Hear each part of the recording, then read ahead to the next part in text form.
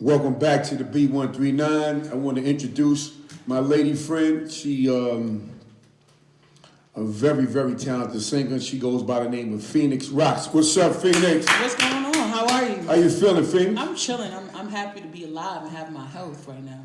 I appreciate you taking that ride all the way from Brooklyn, you know? Yeah, it was pretty cool. It was pretty smooth. A lot of things are smoother with less people. Right. Yeah. But, you know, so tell everybody where you from and how life was growing up before you transitioned into the music career. Oh, well, I grew up in Brooklyn, New York. I'm from Brooklyn. I rep Brooklyn. I'll rep it to the day I die, no matter where I live. I love Harlem, though. I grew up in the church. I feel like it's a typical story, but what's not typical about me is that I grew up Catholic. And so in a lot of in conversations amongst people of color, it's like, yeah, I grew up Baptist and I grew up, Kojic and I grew up Pentecostal. I didn't grow up like that. I grew up Catholic. I grew up exposed to singing in different languages. I grew up, being exposed to classical music. And so although I am influenced by hip hop and R&B and soul, if you listen to my music closely or if you have any kind of like musical ability, you will notice that there are little inferences or little differences about my sound that separates me from other people, even if the song is like a commercially sounding song. There'll be some elements in the song that are like, well, what would she put that there? Or what made her do that? Mm-hmm. And I feel like that's my influence from growing up the way that I did, being exposed to music outside of typical, black culture, what they would presume is black culture music, even though there are plenty of amazing, legendary people of color who have sung classical music as well that we probably don't even think about. Can I play this song that you sent me right quick? Sure, let's do it. I want the world to hear your music. So what you about to play now, I just want a disclaimer. I emerging into a spoken word kind of rapper artist as well. In 2017, I was nominated for Afro-Punk Battle of the Bands. I actually have been nominated 3 years in a row. But in 2017, they chose this record. No, actually, I'm lying. They chose a cover I did to a Drake song called Fear. But it encouraged me to keep going. And this is a Ninth Wonder beat. I'm trying to get it to Ninth Wonder, y'all. So. Can you introduce the song? Yes, it's called Rise. It's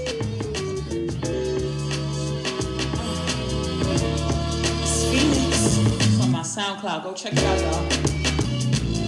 Take a walk with me. They waiting to see if I'ma really win. They blind cause it's evident. Divine and the feminine. Sublime with the elegance. Every day that I wake up, I'm up and getting it. No time to be kicking it. No time less is business cause I'm busy doing other things. Speak up, man, you're mumbling. If you ain't serious about the fact, why you trouble me? Way too focused on my goals from the floor to the ceiling. Why would you even waste my time? Can you tell me the meaning? Try to meditate, it's hard maintaining the balance. Patience tested on the red, I'm avoiding the alley. Not Jamaica, I'm speaking of, I mean a correction. Facilities, see they try to prevent my progression. But I'm protected by God, he mess on my direction. We always speaking, it's our thing, we do the daily checking. They try to dumb me down, don't know how, too small for that. Plus I can't fake it, way too real, don't have the heart for that. Me what I say in that one thing sets me apart from that. Other riffraff, too bad, they bring it back. They got you gas, but over here ain't none of that. I give props when it's due, but I don't owe that. Don't let no one get in your head, no one can hold you back. Liberated, living free, the past is in the past. Elevated, now I'm seeing clearer to my path.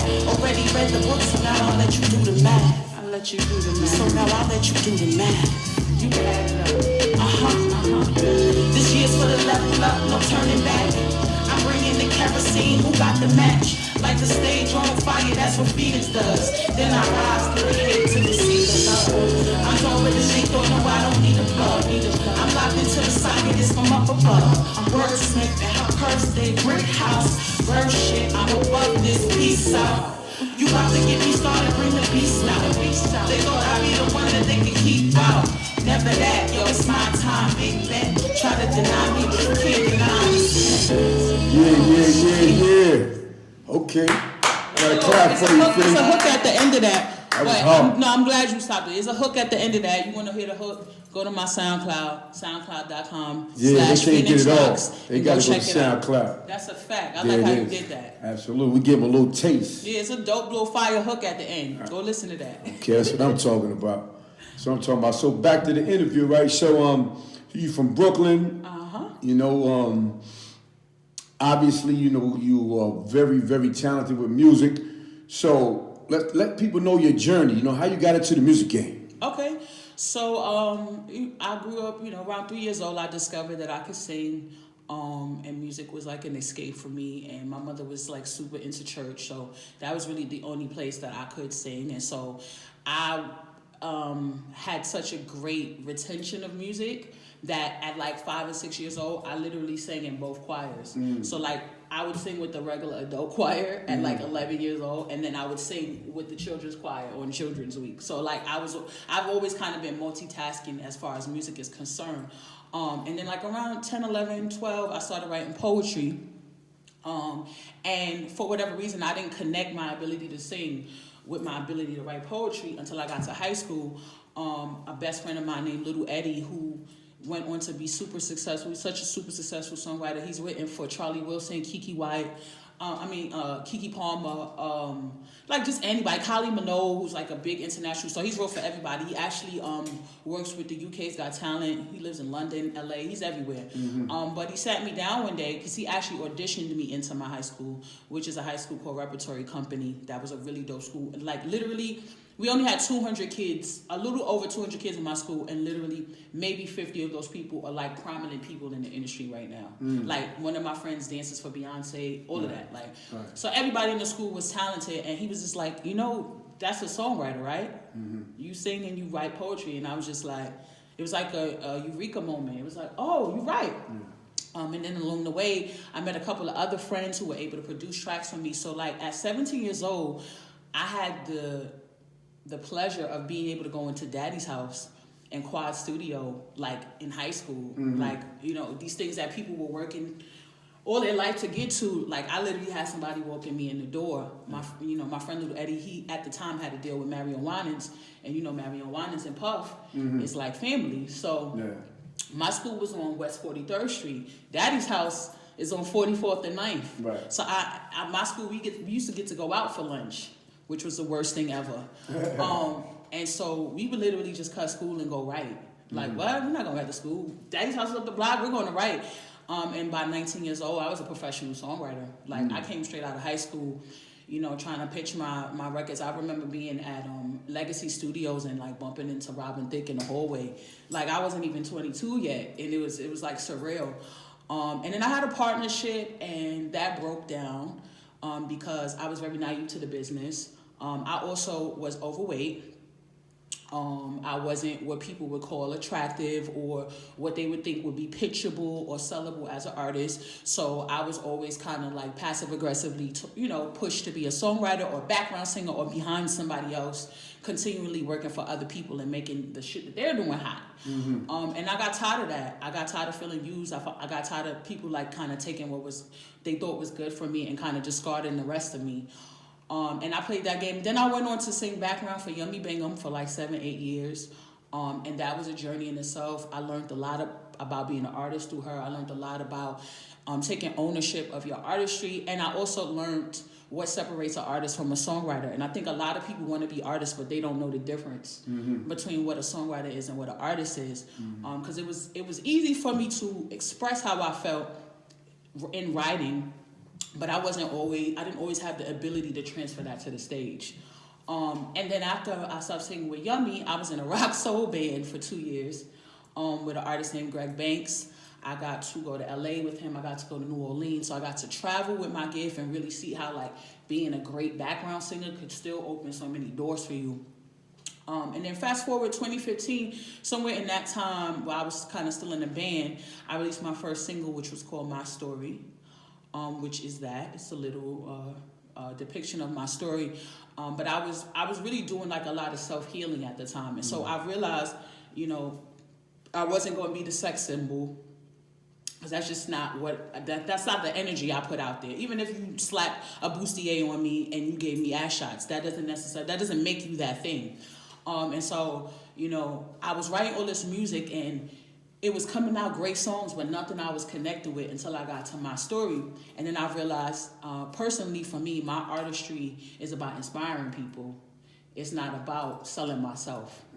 So I just began telling my stories of like my frustrations or things I felt. My story was about me recognizing that the people around me didn't think I would ever be anything. And like taking that as ammunition instead of feeling sorry for myself or feeling bad about myself because I was aware that people around me didn't support me.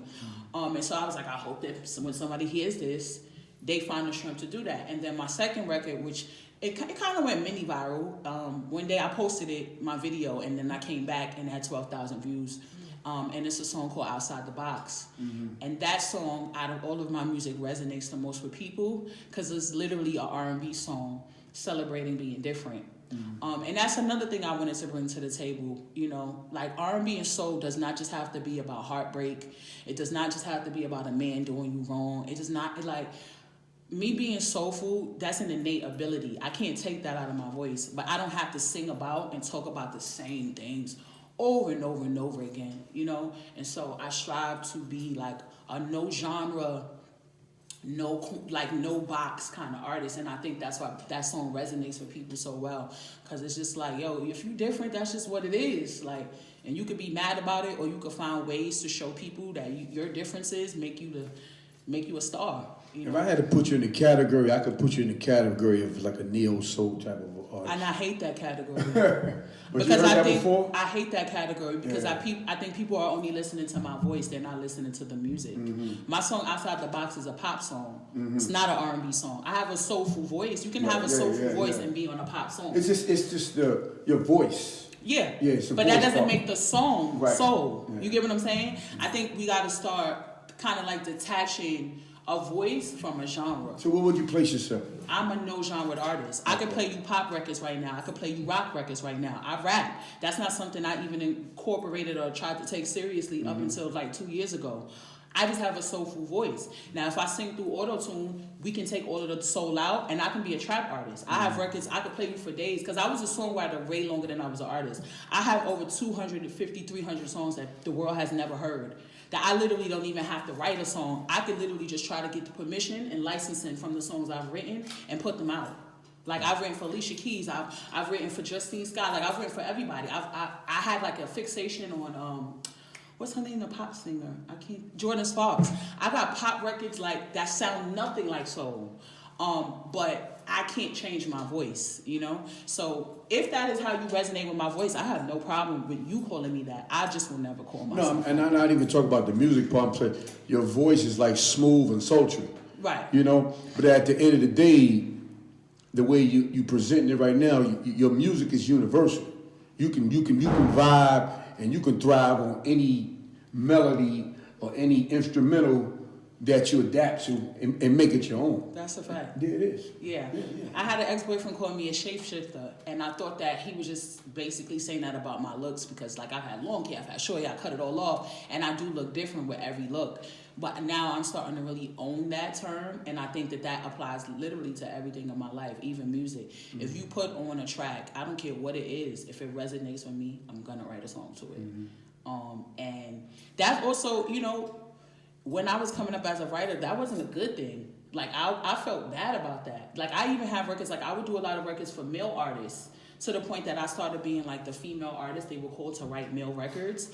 And people were like, is that a guy singing that song? Because I would be singing in the mind of the person I'm writing the song for. Mm-hmm. So if I'm writing a song for Janet Jackson, it's going to be like, I am da, na, da, da, da. You know what I'm saying? Mm-hmm. And then if I'm singing for a guy, I'm going to be that, because that's just where my head is at, you know? Mm-hmm. So, like, even finding my identity as an artist, even till now, I feel like I'm just figuring out who that person is.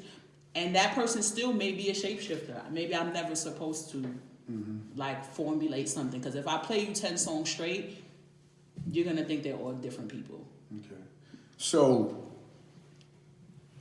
we just learned a lot about your music career and you as an artist, as a person. So, how do you feel about performing live, though? Oh, well, a part of my journey, I documented. So, I have a YouTube channel where I have a docu-series that kind of like, it's little tastes and teasers, because I eventually want to make a full feature film. So I'm not giving the whole story away, but I have 3 chapters up. I started hosting shows. I and I try to be as self-aware as possible. I mean, we all make mistakes. There's all things about ourselves that we don't see that other people see, good and bad. But I told myself I had severe stage fright. Let's start that off. Prior to 2015, I was always overweight. I was 296 pounds in 2015. So on top of just regular jitters and being shy, when you're in an industry and you're part of an industry that is solely about your image, and you are an overweight, dark-skinned female in a society that cares about color and looks and aesthetics, there's an added extra pressure. There's an added extra insecurity that comes, because it's just like, before I could get my mouth open to sing something for you to see I'm talented, I already know you're judging me. And so to try to like work through that was a lot of work. And so I got frustrated because I would perform and I wouldn't sound like the person that I knew I was. And I would have all of these like other people go up, and I'm just not to hate on anybody else. I just know my caliber, because I know how much energy I've invested in my career. They would be okay, and I would be like, everybody's going up for this person, but because I can't get over myself, I can't even show them that I'm great, or at least of a certain caliber, because I can't get over my own insecurities. You know what they do back in the days, not to cut you off? Back in the days, like a lot of women that were like heavy set, that had a hell of a voice, who could sing, they used to use them for the song, for the video, they put somebody else. Yeah, Kelly Price. With lip syncing, and it actually wasn't them. Even before Kelly Price, like in the 80s, I forgot her name. Oh yeah, of course. Milli Vanilli style, all of that. Quite a few That's people. what Dreamgirls is about. Yeah, they put somebody, right, there you go. Yeah, you know what I'm saying? This has been happening since the beginning of time. You know, the lighter, fairer, European aesthetically pleasing woman, a lot of times gets priority, and that's why I thank God for artists like Rihanna and Beyonce, because although they have those features and those aesthetics, they work really, really, really hard, because they still respect the craft and they want to be respected as musicians and people who have brought quality content and quality music into the world. And that's why I respect them so much, because they could have used those aesthetics and just been like, well, you know, let a Phoenixx come in and write my songs, and I can just sit up here and look good for the camera. You know what I mean? And the world would be okay with that. So I admire and respect them so much, just for always, like, you know, even Rihanna, like, always seeking songwriters. I shout her out a lot because I personally know stories of songwriters like that she's given opportunities to, gotten them publishing jails off for one song just because of who she is, and opened so many doors for girls who don't look a certain way to be acknowledged for their talent. And I think that that's so dope. But we went off of my point. My point was, I started hosting. I challenged myself to start hosting events. And I said, I feel like this is free game. If you are afraid to do something, the best thing you could do for yourself is put yourself in the middle of it, where you can't avoid it.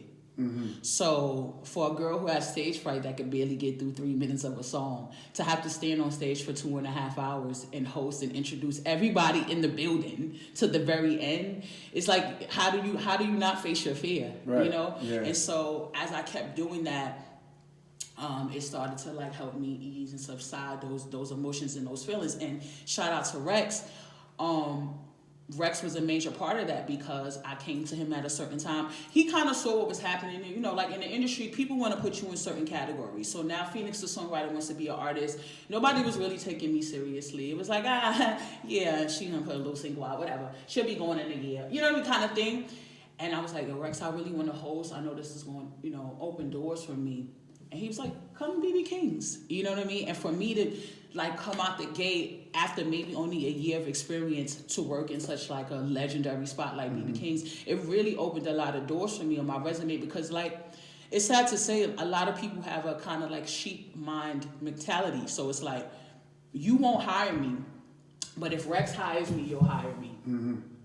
If Rex say that I'm good, then, oh, I must be good, even though I've had those same abilities before Rex did that. And Rex knew that. And so the BB Kings thing, it gave me a lot of confidence, and I started hosting with Jovan. Shout out to Jovan.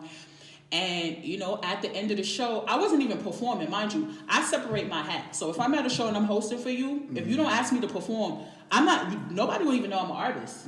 Like, I literally go to whole show, shout out everybody, whatever. People would come up to me and go like, you were an incredible host. I didn't even know that was a thing. I honestly didn't.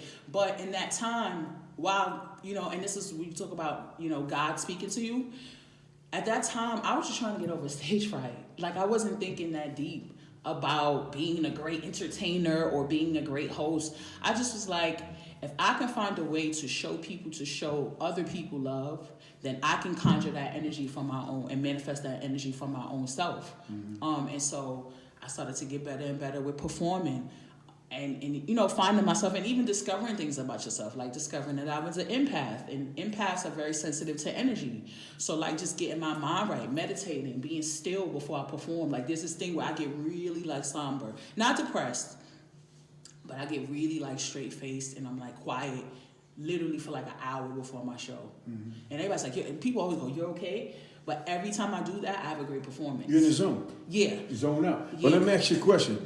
Take it back just a little bit. So you said that a little while back you were heavy. Yeah. How did you lose the weight? I had a surgery called a gastric sleeve. What people don't know is I'm very forthright about it. The reason I had a gastric sleeve is because I'm 34. I was getting closer to 30. I have diabetes on both sides of my family. I have hypertension on both sides of my family. I have cancer on both sides of my family. All of those diseases are triggered through obesity. So with that being said, yeah, I wanted to be an artist, and yes, I did want to look good for my career, but that was not totally part of the decision or the choice for me to get weight loss surgery. In theory, what people don't know is the particular surgery I have is reversible. Meaning, I didn't get anything to obstruct anything moving in my body because I don't have children. And I didn't know where life was going to take me if I wanted to have children one day. I didn't want to have anything disrupting my reproductive system by like putting a cap or any. So really the surgery is just you making your stomach smaller. But just like when you're 8 years old and you ate one hot dog and got full, and then by the time you were 12, you wanted 2, and then by the time you was 14, you might have been able to bust down 3, and by the time you're 20, you might be able to go through 4. That's the same thing that can happen with this surgery. So a lot of it is mental. It's me making the decision that I wanted to change my life and I wanted to be healthy. And shout out to Ankh Ra. You guys were talking about Ron Grant earlier, and Ron Grant, I actually had my own really divine personal experience with him myself. And me and him weren't that close, and I didn't know him that well.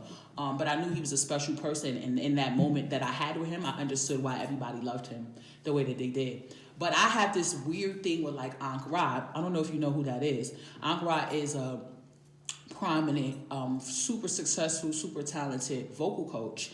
And he became the most known from Making the Band. He was the vocal coach for Puffy during that era of Making the Band. So that's when people started to see his face. Anyway, I have this thing of like bumping into him every couple of years. He actually was just on my story last night, which is interesting. And he said to me, every time he see me, it would be like 6 months. And he would give me another piece of advice from my artistry. And the very last time I bumped into him, the time before last that I bumped into him, he said, "I'm not being offensive in any way when I say this to you, but you're going to have to get rid of some of that weight." And he didn't make it seem like I needed to be super skinny or da-da-da. This wasn't an aesthetic conversation. He said, if your goal is to be a successful artist, you're going to be on stages every night. You're going to be walking back and forth. You might not be able to go on certain amounts of sleep. You got to be healthy. He said, this ain't about just looking good. You'll look good too. But if this is really what you want, your body physically needs to be conditioned to handle the stress and the load that comes with being a successful artist. And it was something about that conversation that resonated with me totally different. And I was like, I got to do something different. He's 100% correct. Not to cut you off, right? Because I remember the story like it was yesterday, real quick. Like Justin Timberlake, right? This guy, Justin Timberlake. I liked his music, but I wasn't really no fan like everybody else was. Right. You know what I'm saying? So he had an HBO special, right? It was just him doing a whole special. And say this sign right here was the stage. I saw this guy perform over here with like 30 dancers. Leave here. Go over here with 30 more dancers. Leave here. Go downstairs, come back up, costume change, go over here with 30. Now these are different dances. These are not the same dances. So these are different practices happening. Yeah, and he did this whole show from moving around and changing. And I said, yo, This dude is a beast. Not because of his music, even though his music is great. Just to have that stamina and what you talking about. To be in shape to do all that. You gotta be a monster. And whoever that told you that, he's correct. It ain't about, to me, it ain't about being big, or he's trying to tell you about being small. You need to be in healthy shape in order to perform in a certain type of way. And that's very true. And what's crazy is maybe like segue into like 2016, I started booking hella shows. And I knew that had I been in the same condition I was in, I would not have been able to maintain it. I mean, this is 3-4 shows a week, you know what I mean? And then I live in Brooklyn, so some shows is in the Bronx, some shows is in Harlem. Just the stamina to travel. You know, I have people like that would hit me up like, how are you in 4 places at one time? Because they would see me start the morning, I do a podcast here. Like, if this was a regular season of life and things weren't the way they were, I would probably have a show after this interview. Like, that's how, you know what I'm saying? And I would space it out where I would have time. I'd be like, oh, I'm not going until 10:30, perfect, because I get out of my interview and not, like, that's how I was moving. And I knew, like, me being healthy and being able to move around, a lot of that had to do with it, because I have other friends who are a little, you know, on the heavy set side, and a lot of times they don't have energy. And I know that that's a part of it. And I don't say it to them because I know I have that sensitivity to it. But in my mind, I'm like, yo, if you could just get your health up a little bit, you know, just even if it's 20 pounds. And everybody ain't meant to be skinny. But 20 pounds makes you feel light when you get up in the morning. It makes you less lethargic. Even the food you eat, like when you get a surgery like that, it made me so aware of carbs. Like my first couple of years with it, if I ate like a small fries, I literally had to go to sleep for like 2 hours because the carbs would have me so like drained, and I would just feel like, I was like, oh, this is so heavy. And it makes sense why a lot of people choose to go vegetarian, because just what you eat alone can change your stamina. Mm-hmm. You'll go from waking up at 12 in the afternoon to 6 a.m. Because your body's just ready to go. You know what I mean? Mm-hmm. And like that was, you know, besides looking good, that was the biggest reward of that weight loss. You know, because they say you are what you eat, and that's true. Yeah. It's a very true statement. But at the end of the day, anything involving entertainment, me, because I'm a trainer, I've been a trainer for a long time, you got to exercise. Mm-hmm. I don't care if you're big or small. If your stamina and your endurance and your conditioning is not on where it need to be, you're going to get tired whether you're small or big. Because there's some smaller people that are out of shape too. Because you're small don't mean you're in shape. It just means you're small. I just started working out and I'm smaller and I'm not in shape. So I know that's true. You know? I mean, Beyonce, let's talk about Beyonce. Yeah. Your girl Rihanna, you see how they perform? All the stuff they do? They got to be on that treadmill, that elliptical with a trainer somewhere along their path. They have to. Because you can't, all these lights, cameras, action, you cannot do that without being in some type of shape. I don't care how you look. It's your inside, not your outside. Right. You know? Yeah, I want to say that that's true, but it's not.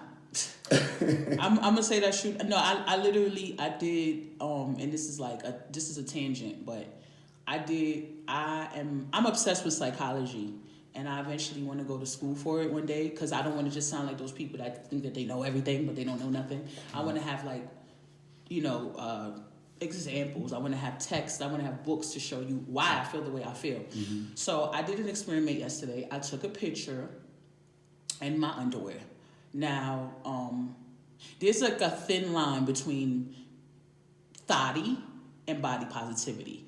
I'm a person that people, you know, they see me post a lot of positive stuff, inspirational quotes, because that is who I am. But as of late, I have wanted to show other sides of myself, not because I'm seeking attention, but because I need people to know I'm multifaceted. And although I'm a positive woman, I'm still a sexual being. You know what I mean? So I say that to say, I posted a picture of my underwear yesterday. I made sure to cover the front of me. So really all you could see was like maybe my stomach and my top. You know what I'm saying? Which is what we see on the beach all the time. You know what I mean? And we don't look at it like it's a thing. Anyway, I got almost, because I took the picture down after 16 hours because I was so disgusted that I was true about what I said that it made me upset with myself for doing it. I got almost 500 views. This is Facebook stories. We're not talking about Instagram. Facebook stories is a secondary thing that Facebook copied off of Instagram for. You get what I'm saying? So this is not even something most people do. The reason that is super heightened now is because we're all obviously in a position where we're not supposed to be going out as much. Granted, I post music every day. I post content every day. I post photos every day. I'm on web series. I'm on podcasts. I'm on shows. Even down to this, I post this type of stuff every single day. If I could get 80 people, I feel blessed. The day that I post a picture like that, something random in my house, wasn't no bent over, wasn't no arch, it wasn't anything like that. I literally was just standing there. For it to get that much views, to me, disgusted me. Because it makes me know how shallow the world is. That I'm putting out quality content, good music, busting my behind to give people good stuff, and all they would care about is the fact that I took a picture in my underwear when I got out the shower. That's the society we live in, though, and it is not going to get better. It's going to get worse. Sorry to say. It's the truth, though. It is the truth. I'm agreeing with you. But that's the society we live in. It's not going to get better. Sex sells, you know what I'm saying? And like you said, you put out quality video, you put out a quality photo, like you said, you took a photo down somewhere. With a turban on. Yeah, and all that, and it's probably very artistic and beautiful. But as soon as you show some flesh or some skin, whatever you want to call it, boom, sex sells, man. And that's the society we live in. But, it's never going to change, but just stay true to who you are and keep doing what you got to do. I know you're not going that route. I'm not saying that, but no, I get you got to stay true to what you are and just keep going. That's it. What the thing is to me is like, I'm an adult, so I understand. Certain aesthetics are pleasing to the eye. I get that. What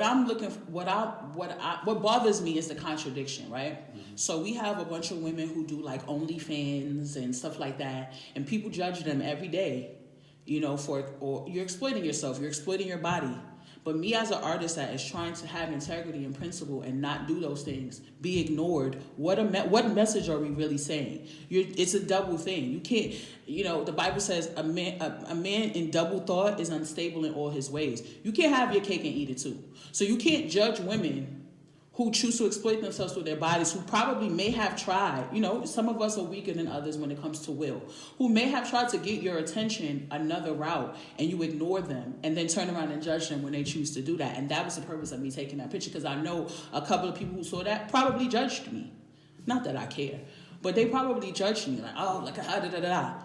But won't admit the 1,000 of clicks that they could have, things they could have supported, videos they could have supported of me to push out what I'm really about from the jump. Mm-hmm. And so like that contradiction is what bothers me. It's like, how can I judge women who do that when I don't have another answer for them? What do I tell them? Because they're going to be like, well, when I wore a turtleneck, I got 10 likes. You know what I'm saying? And she could be rapping in that same bra and panties. She could be rapping the same 16 bars that she was on with them jeans and that turtleneck on. What do I tell them? And furthermore, what do we tell the youth? What do we tell young girls who want to twerk online and we go, don't do that, that's not ladylike, da-da-da-da-da. Well, yeah, when I did my poetry, I got 7 likes. Mm-hmm. Let me give you for instance, because this just happened. Mm-hmm. The Brat. The Brat, she always wear baggy stuff. That's how she get down. Except for the "What Do You Like" video. Right. So recently, but I'm just saying. No, I know. Every now and then she come out, but recently, if you Google the Brat right now, the Brat came out with something with some crazy little tight little. Ooh, I gotta.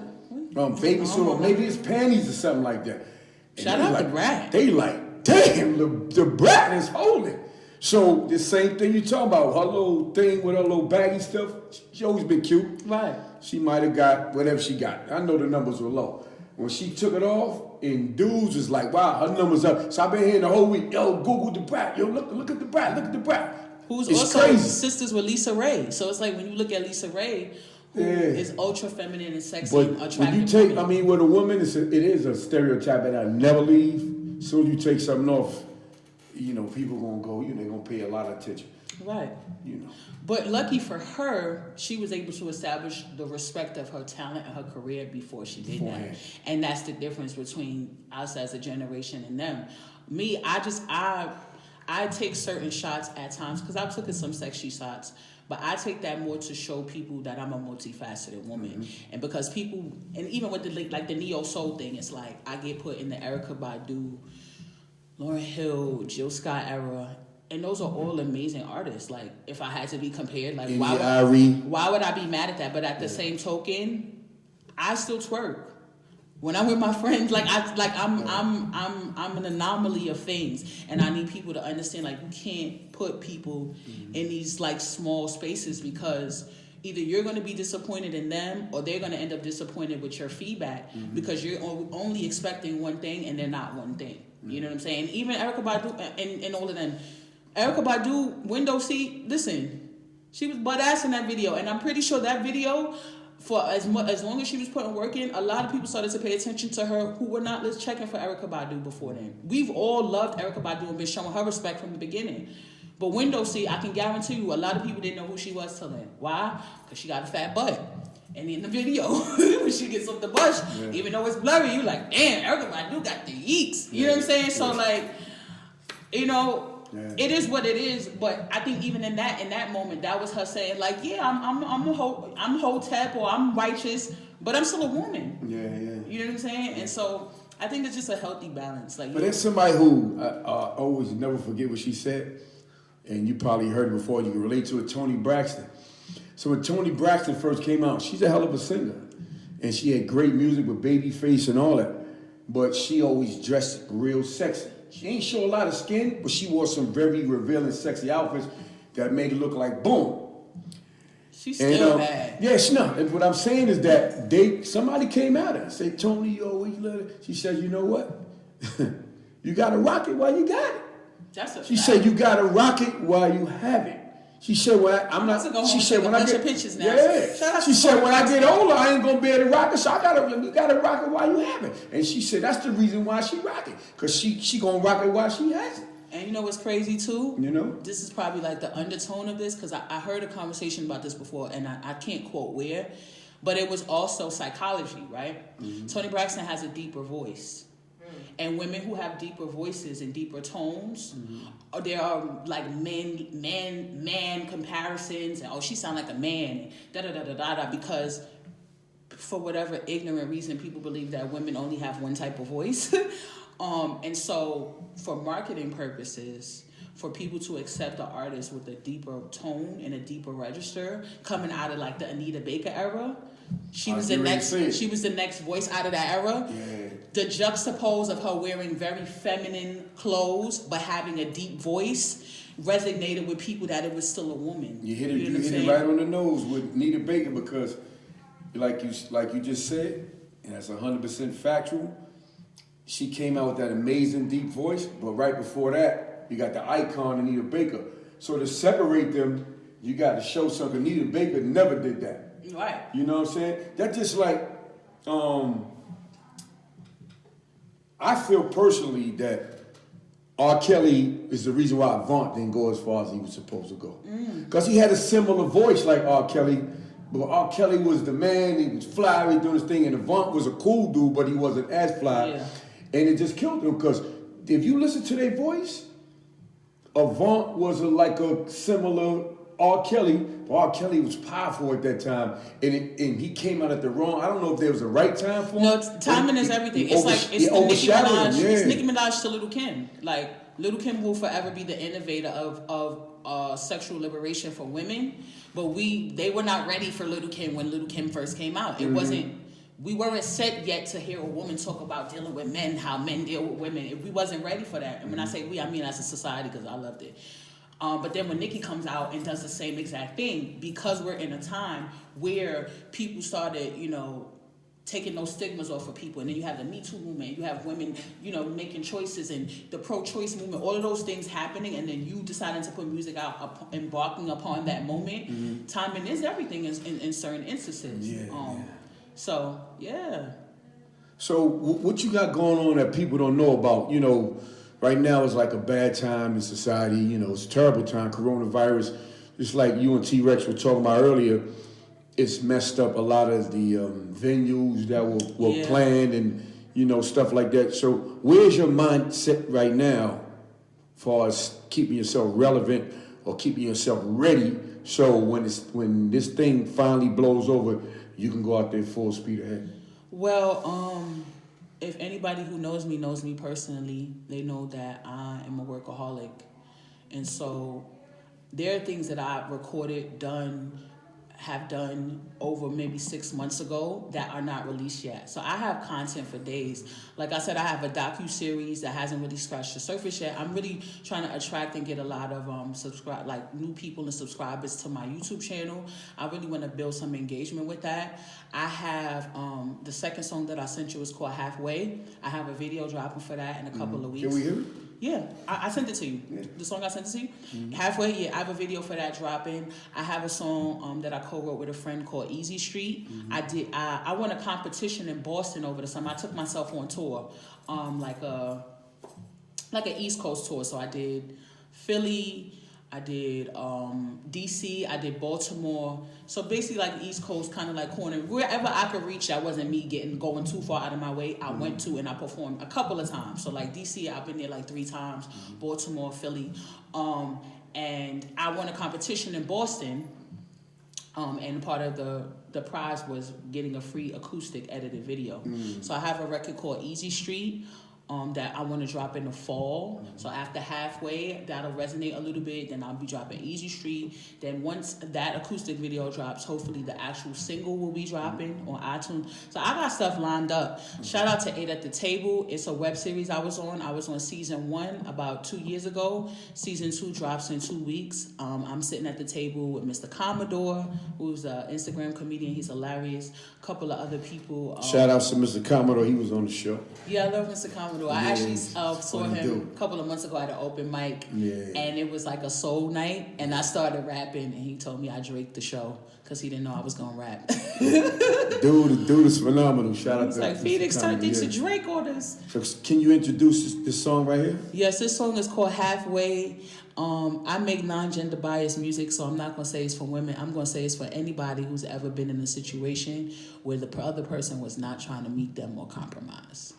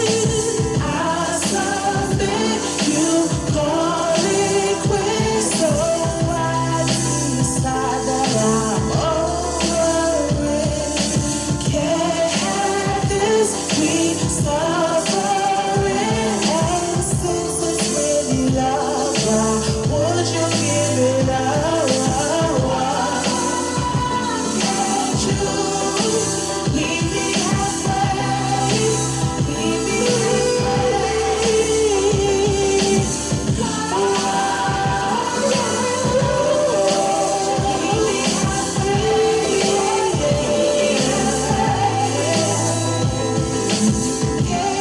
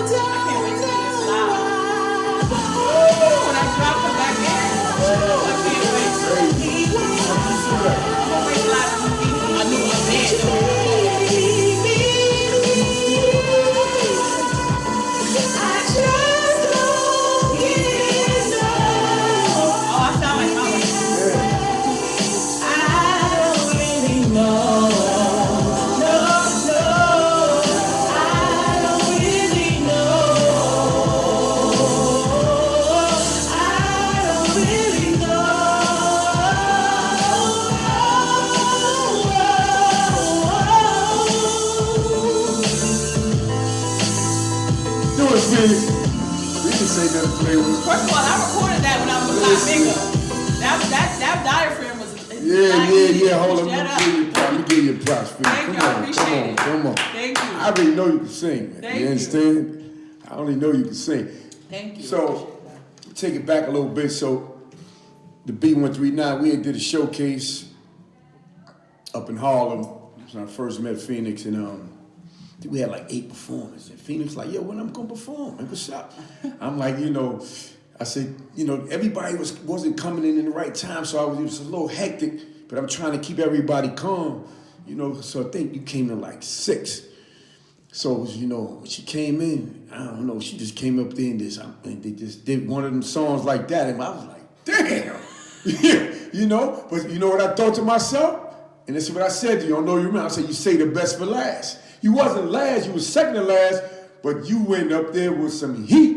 Right. You know what I'm saying? I don't know what song it was, but it was both of them because you sang like 2 or 3 songs. I think I sang like My Story. Yeah, the songs I was talking about. It was powerful. That's why I always remember that name, Phoenixx, man. Well, what's crazy? I went from like being shy to like getting over that and just becoming a savage. Well, you wasn't shy then. I came to show, I came in. You wasn't shy. But that was after, now that you know the backstory, that was years of like always hesitating. Yeah. So then every show I had after that, I was like, yo, when am I going? Like, cause I'm ready. Like, and you came on there and you was dope. Thank you. So that's why I never forgot you. I appreciate that. You know what I'm saying? I always remember Phoenixx.